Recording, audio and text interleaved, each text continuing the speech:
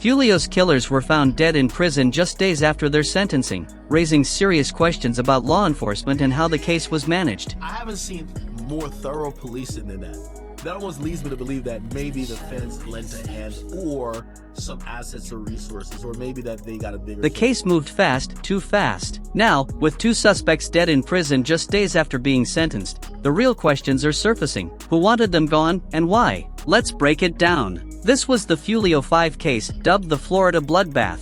Just days after being convicted of the brutal, premeditated murder of Jacksonville rapper Julio Foolio, 2 of the alleged killers were found dead behind bars. But here's the twist: whispers suggest this wasn't random prison violence. It looked calculated, like payback, possibly even orchestrated by those meant to ensure their safety until trial. And the most shocking part of this story? It hasn't even come out yet. If you think Foolio's death was just another tragic gang killing, think again. This wasn't just about one rapper, it was about revenge, power, and a justice system that's starting to resemble a coliseum more than a court of law. So how did it all spiral so fast? How did 5 people, including a pregnant woman, end up accused of a murder that rocked Florida, only for 2 to die before even appealing?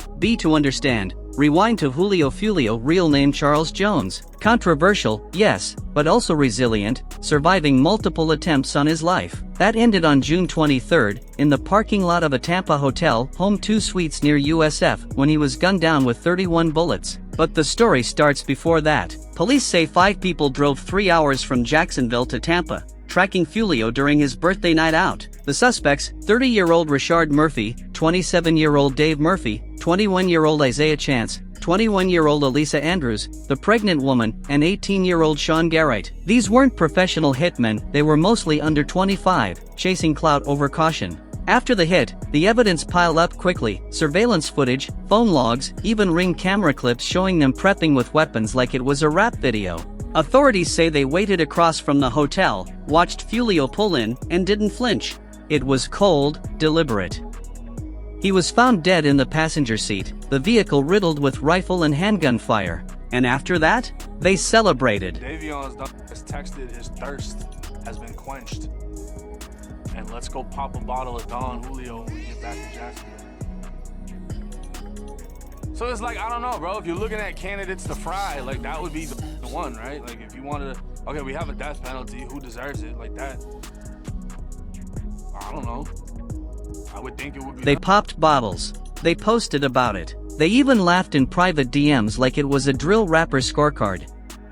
But now, 2 of them are dead, before even reaching the full sentencing phase. This wasn't just a trial, it was a ticking clock. One suspect, Elisa Andrews, didn't run. Instead, she cooperated almost immediately. According to authorities, her phone showed a detailed trail of Foolio's every move that night, through parties, clubs, and finally, to the hotel parking lot where he was killed. She didn't pull the trigger, but police say she made the shot possible. Well, last time we did an interview, Foolio had just gotten killed. Now, most of the people are caught.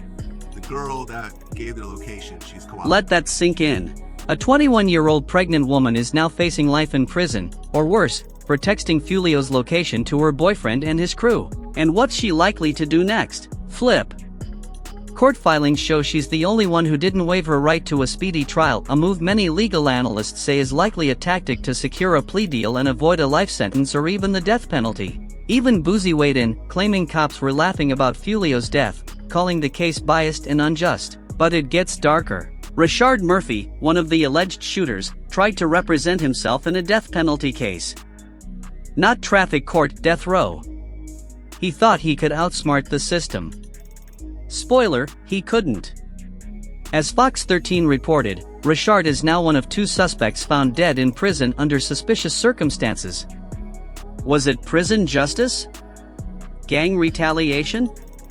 Or something deeper, maybe even inside the system itself? Florida's Department of Corrections isn't known for transparency.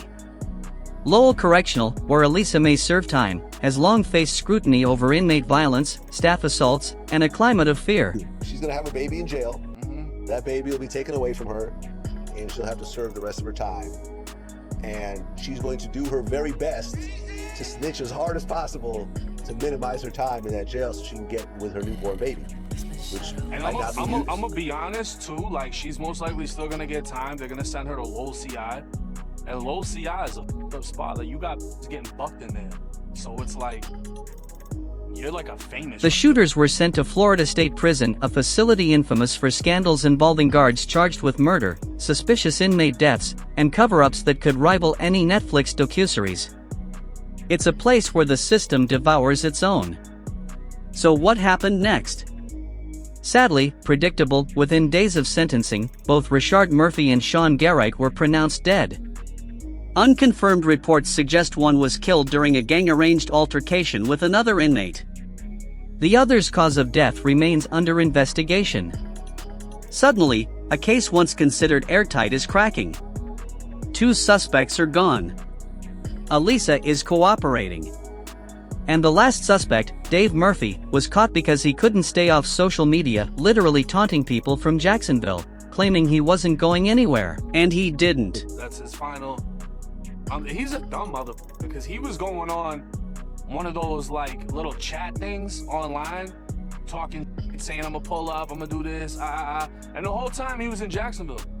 Like, This man helped plan an assassination, pulled the trigger, and then stayed in the same city where he knew police would look first. They called them the Foolio 5, now it's down to 3, with blood spilled before the trial even began. Just when it seemed like the system had the upper hand, everything started falling apart. Enter Dave Murphy, the last to be caught, but not because he was clever. He didn't skip town, cover his tracks, or flee overseas. No, he stayed in Jacksonville, posting reckless messages on anonymous apps, mocking those trying to find him. And one post dared people to pull up. Another made it seem like he was untouchable. That arrogance is exactly what got him caught. So they just arrested the final suspect in Foolio's murder. Right. He was on the run for 6 months. And there's a photo that we'll show right now. He's actually like smiling, Yeah. you know, after they cuff him up. I guess, I don't know, he wants to act tough with his last Yeah, that's his freedom. final hoorah before it's honey buns and noodles forever. That's his final. He's a dumb. Devon never left the area. Authorities didn't need advanced tech to track him, his own arrogance gave him away. This wasn't someone afraid of prison, this was a man chasing clout until the cell doors slammed shut. But what Devon did before getting caught may help explain what happened next. Remember the name Spaz. He was allegedly Devon's brother, killed in a previous gang-related shooting involving someone close to Foolio. Foolio didn't just diss him in lyrics, he took it to another level. Videos surfaced of his crew urinating on Spaz's grave, and Foolio reportedly mocked the dead in his music with a venom few rappers ever dare to show. Mob James laid it out. This was personal. So when Devon and Rashard allegedly gunned down Foolio in that Tampa hotel parking lot, many believed it wasn't just retaliation, it was blood for blood. And here's where the story turns darker. The same people who laughed at Foolio's murder and ignored his mother's pleas for justice are now investigating how 2 of his killers ended up dead in custody. When Foolio was killed, he was being tailed by multiple cars. Plate readers, surveillance video, and even Cash App data helped track everyone involved. One suspect allegedly used a Cash App card to book the hotel. Another was caught on Tesla and Ring camera footage, loading AK-style rifles into a vehicle, crystal clear evidence that left little room for doubt. You got the Teslas. They're acting like sentries with 360 camera. It's the clearest camera ever. This was a digital crime scene from beginning to end. The suspects didn't just get caught, they left a trail of digital recklessness that prosecutors are now using against them. But here's why that matters. When Rashard and Sean died behind bars, the Florida prison system offered no clear explanation. At first, it was blamed on inmate violence. But anonymous insiders tell a different story.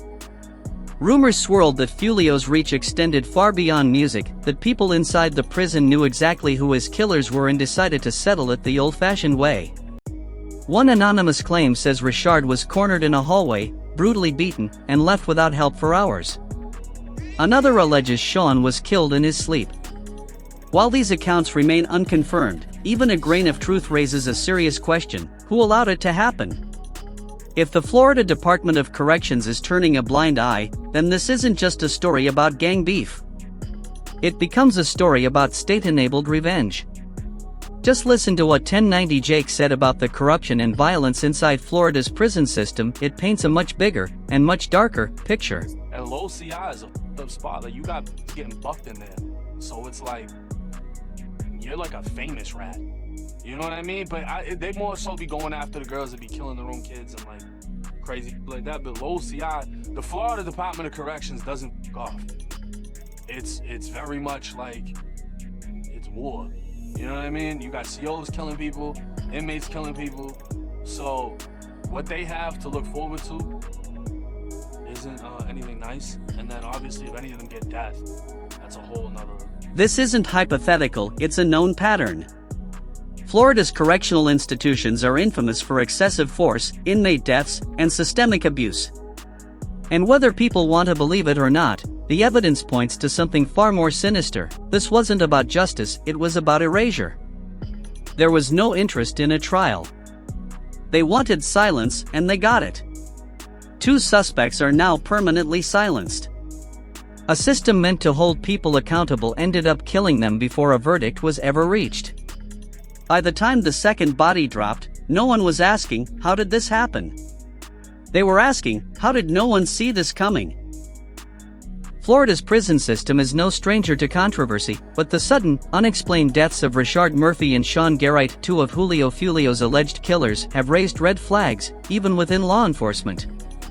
Insiders say there were warning signs, fights, isolation requests, written complaints. All reportedly ignored. The truth? Some people likely wanted them dead, and in Florida State Prison, that kind of outcome can be arranged. Let's rewind.